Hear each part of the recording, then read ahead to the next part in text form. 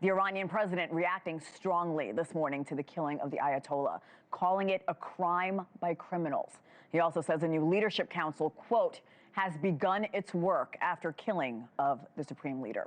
Here with us now is Israeli opposition leader and former Prime Minister Yair Lapid. Prime Minister, good morning. Thank you for joining us. Thank you. Good morning. It's a tough day. A couple of hours ago, a ballistic missile hit near the city of Bet Shemesh, and we have 9 killed and many wounded, many of them children. So it's a tough morning. Yeah, I'm so sorry to hear that, and I really do appreciate you coming on and sharing the context. I want to ask about your reaction to what the Iranian president just said a few moments ago, that the council has now begun its work. Well, this is what they say. It's like they said they're gonna,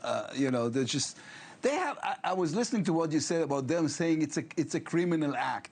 They have learned so well the lingo of the civilized world and how to use it against us. Khamenei was not a leader of a country. He was the leader of a terror organization who took over a country. Iran is an ancient culture and an ancient state, but Khamenei is part of a regime that suppressed their own people. He didn't think of it. They didn't say anything about criminal acts when they killed, just last month, more than 30,000 of their own people. So this is not people who are capable or has the right to say anything about criminal activities.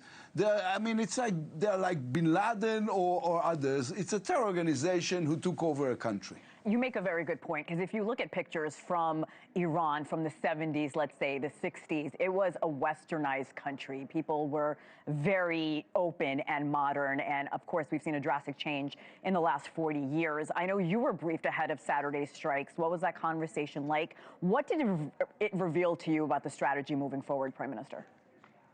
Well, it was obvious that we have 2 immediate goals and one longer-term goal. Hopefully not, but that's how it seems. The one is to demolish and get rid of the ballistic missile program of Iran and, of course, the nuclear program of Iran, both of them an imminent threat on Israel, the region, and the world.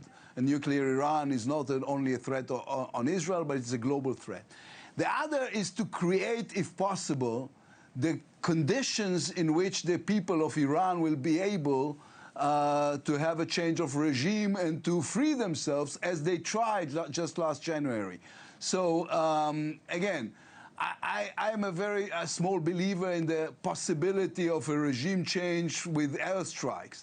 But it is possible to create the conditions, and getting rid of Khamenei and others and hitting the Revolutionary Guards and the Basij is a very good start that will enable the people of Iran to take over the country, free themselves from this horrible regime, and create a new future for themselves and their children. Prime Minister, it's been 24 hours since the strikes began. What is your assessment of this operation now as we look at how these attacks have played out?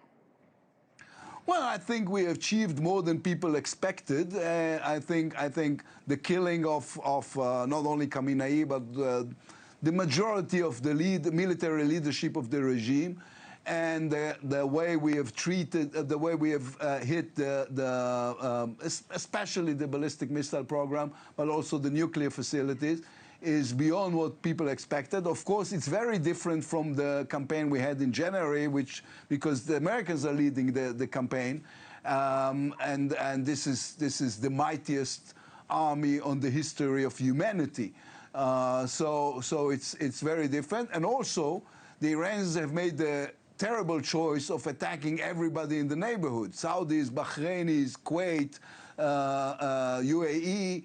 All our allies and some of their former allies, and therefore it is becoming a war of Iran versus everybody instead of a war of Iran versus the United States and Israel. Thank you for watching. Subscribe below and download our NewsNation app right now on your phone, and you will get fact-based, unbiased news for all Americans.